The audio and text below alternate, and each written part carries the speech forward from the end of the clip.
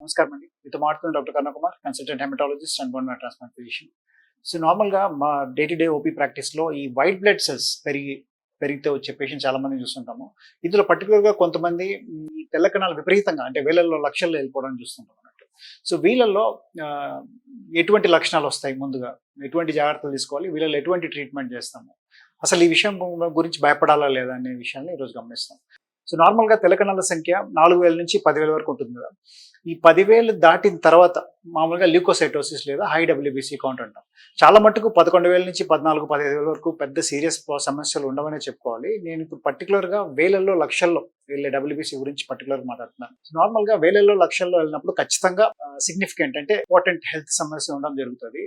ఇటువంటి వాటిలో ఏ లిస్ట్‌లో ఏమేమి జబ్బులు ఉంటాయని మనం చూసినప్పుడు సాధారణంగా బ్లడ్ డిజార్డర్స్ రక్తానికి సంబంధించిన జబ్బులు అంటే లుకీమియాస్ లేదా బ్లడ్ క్యాన్సర్స్ ఉండడానికి ఛాన్సెస్ ఎక్కువ ఉన్నాయి. కాకపోతే ప్రతి పేషెంట్ ఈ కేటగిరీలో ఉంటారనట్లేదు.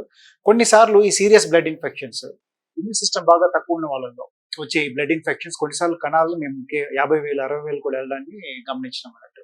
కొన్నిసార్లు కొన్ని మెడికేషన్స్ ఉంటాయండి. సో ఏదో వేరే డిసీజ్ ఉంటుంది. ఆ డిసీజ్ కి కొన్ని మెడిసిన్స్ వాడతారు. ఎగ్జాంపుల్ స్టెరాయిడ్స్ కేటగిరీ అంటే ప్రెడ్నిసోలోన్, వైజోలోన్, ఒమ్నోకాటిల్ వంటి మెడిసిన్స్ వాడినప్పుడు కూడా మొదట ఒక ప్రాబ్లమ్‌తో వస్తారు. తర్వాత కొన్ని రోజుల తర్వాత మళ్ళీ డబ్ల్యూబీసీ పడడం మళ్ళీ టెన్షన్ పడిపోయి ఇదేమన్నా డిఫరెంట్ ప్రాబ్లమ్ అని వస్తుంటారు. సో స్టెరాయిడ్స్ అనే మెడికేషన్స్ వల్ల కూడా వైట్ సెల్ కౌంట్ అమాంతంగా పెరగడానికి చూస్తుంటాం. బట్ సాధారణంగా 20,000, 25,000 వరకు వెళ్తాయి కానీ 30,000, 40,000 కంటే సాధారణంగా వెళ్ళవు.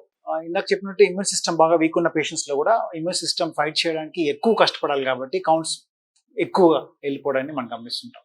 సో ఈ బ్లడ్ డిజార్డర్స్ విషయానికి వస్తే లక్షల్లో కళ్ళాన్ని వెళ్ళినప్పుడు ఏమన్నా సీరియస్ అయిపోతుందా, ఏమవుతుంది అని చూసినప్పుడు జనరల్గా డబ్ల్యూబీసీ కౌంట్ పెరిగే కొద్దీ మన రక్తనాళంలో స్పేస్ కొద్దిగా ఉంటుంది కదా. అందులో స్పేస్లో ఏమేమి ఉంటుంది అంటే ప్లాస్మా ఉంటుంది, ఇంకా ఎర్ర రక్త కణాలు ఉంటాయి, ప్లేటెట్స్ ఉంటాయి, వీటితో పాటు తెల్ల రక్త కణాలు, ఇంకా కాంప్లిమెంట్స్ అని, ప్రోటీన్స్ అని, ఇంకా వేరే వేరే పదార్థాలని తగిన నిష్పత్తిలో అన్ని ఉండడం జరుగుతుంది.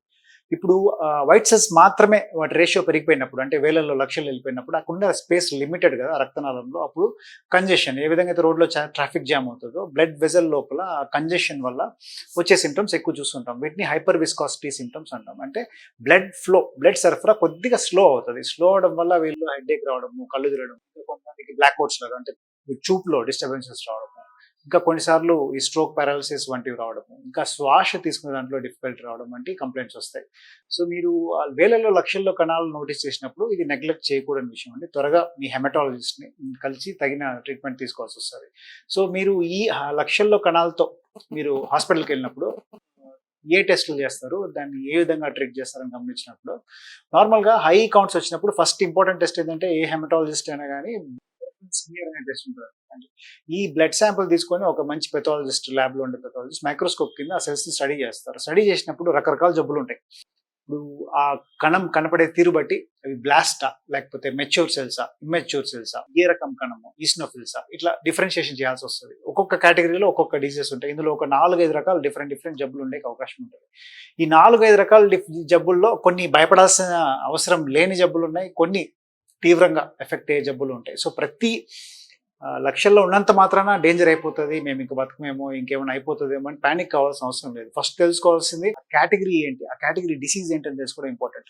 ఇక్కడ మనకి పెథాలజిస్ట్ చాలా ముఖ్య పాత్ర పోషిస్తారండి. చాలా మటుకు పెరిఫరీస్ లో చిన్న ప్లేసెస్ లో కొన్నిసార్లు ఒక ల్యాబ్ ఇన్ఛార్జ్ మాత్రమే ఉంటారు, టెక్నీషియన్స్ మాత్రమే ఉంటారు. అక్కడ కొన్ని జబ్బులు మిస్ అయిపోవడం మనం చూస్తుంటాం. సో వీలైనంత వరకు మీ శాంపుల్ని ఒక పెథాలజిస్ట్ చేత మీరు రీడ్ చేయించారంటే మేము ఎర్లీగా ఏదైనా పిక్ చేసే అవకాశం ఉంటుంది. సో సిబిపిస్ పెరిఫల్స్ మీరు అయిన తర్వాత ఒకవేళ దానికి తెలిసింది అనుకోండి, ఆ శాంపుల్ని ఫ్లోసైటోమెట్రీ అనే ఒక టెస్ట్ ఉంది, ఇమ్యూనోఫినోటైపింగ్ అంటాం. ఇందులో ఒక్కొక్క సెల్ ని స్కాన్ చేయడం జరుగుతుంది. ఆ సెల్ యొక్క సిగ్నేచర్, దాని చరిత్ర మొత్తం మిషన్ చెప్పేస్తుంది అన్నట్టు. అక్కడ మనకి ఇంకా డీటెయిల్ గా ఆ సెల్ ఏందనేది తేయడం జరుగుతుంది. ఇది కాకుండా కొన్నిసార్లు కణాలు సాధారణంగా ఎక్కువ ఉన్నప్పుడు కొన్నిసార్లు బోన్ మ్యారో పరీక్ష కూడా, అంటే జనరల్ గా జబ్బులు బోన్ మ్యారోలో పుట్టి బ్లడ్ లోకి వస్తాయి కాబట్టి కేవలం బ్లడ్ లో మార్పులనే కాకుండా బోన్ మ్యారోలో ఇంకేమైనా ఎక్స్ట్రా మార్పులు ఉన్నాయని స్టడీ చేయడానికి బోన్ మ్యారో టెస్ట్ కూడా చేయడం జరుగుతుంది. ఇంకా ఈ కేటగిరీ తెలుసుకునే దాంట్లో కొన్నిసార్లు శాంపుల్స్ నుంచి జెనెటిక్ టెస్ట్, ఎన్జిఎస్ టెస్ట్ అని ఒకటి ఉంటుంది. తర్వాత మాలిక్యులర్ అనాలిసిస్ అనేవి కూడా కొన్నిసార్లు తప్పక అవసరం అవుతుంది. సో ఈ ఇన్వెస్టిగేషన్స్ ద్వారా మనము జబ్బు ఏంటి, ఆ తీవ్రత ఏంటి, అది మిమ్మల్ని ఏం చేస్తుంది, ఎంత బాగా నయం అవుతుంది, ఇవన్నీ తెలియడానికి అవకాశం ఉంటుంది. కేవలం కణాలు లక్షలు ఉన్నాయి కాబట్టి ప్యానిక్ అవ్వద్దండి. కొన్నిసార్లు CML, CP, chronic myeloid leukaemia, chronic phase అనే డిసీజ్ ఉంది. చాలా సునాయాసంగా ట్రీట్ చేయొచ్చు. ఈ జబ్బు ఆల్మోస్ట్ బ్లడ్ ప్రెషర్ లాగా, షుగర్ లాగా ఆల్మోస్ట్ మారిపోయింది. అది ఆల్మోస్ట్ నార్మల్ లైఫ్ లీడ్ చేస్తున్నారు సింపుల్ టాబ్లెట్తో. కానీ అన్ని సిఎంఎల్ ఉంటాయంటే కాదండి. కొన్నిసార్లు డేంజరస్ బ్లడ్ క్యాన్సర్స్ ఉండొచ్చు, acute myeloid leukaemia, acute lymphoid leukaemia అనేవి ఉంటాయి. కొన్నిసార్లు సిఎల్ఎల్ అని ఒకటి ఉంటుంది. ఇది కూడా అంత భయపడాల్సిన సమస్య కాదు. దీంట్లో కొన్నిసార్లు ఏ సిమ్టమ్స్ లేవు, పేషెంట్ ప్రశాంతంగా ఉన్నాడంటే మన అబ్జర్వేషన్ ఒక్కటే సరిపోతుంది. ఇక్కడ మోస్ట్ ఇంపార్టెంట్ ఏంటంటే ఏ రకం అని తెలుసుకోవడం చాలా చాలా ఇంపార్టెంట్. ఆ రకం తెలుసుకొని వాటి గురించి తెలుసుకున్నాకే మీరు వాటి గురించి భయపడడం కానీ లేకపోతే ఏం చేయాలి అనేది కానీ ఒక రకమైన ఇంప్రెషన్ ఏర్పరచుకోవాలి. దీనికి ఒక మంచి హెమటాలజిస్ట్ని కలిసి మీరు చూపించారంటే వాళ్ళు మీ ప్రాబ్లమ్ని సాల్వ్ చేస్తారు. జనరల్గా అవుట్కమ్స్ ట్రీట్మెంట్ ఏముంటుందంటే, ఇప్పుడు హై కౌంట్స్ ఉన్నప్పుడు మెయిన్ ట్రీట్మెంట్ మనం ఎక్స్పెక్ట్ చేసేది పేషెంట్ అంటే మేము ఇవ్వాల్సింది పేషెంట్ ఎక్స్పెక్ట్ చేసేది ఏంటంటే కణాలు తొందరగా తగ్గించు, కంట్రోల్ చేయడం అనేది ఎక్స్పెక్ట్ చేస్తారు కదా. ఇక్కడ మనకి రకం తెలియకుండా ముందు ట్రీట్మెంట్ రావడానికి కష్టం అవుతుంది. కాబట్టి రకం తెలిసినాకే ఎగ్జాక్ట్ ట్రీట్మెంట్ వాడాల్సి వస్తుంది. ఇనిషియల్గా కొన్నిసార్లు హైడ్రాక్సిడ్ అనే కొన్ని మెడిసిన్స్ ఉన్నాయి. ఆ మెడిసిన్స్ ద్వారా కౌంట్స్ టెంపరీగా మనం కంట్రోల్లో పెట్టుకోవచ్చు.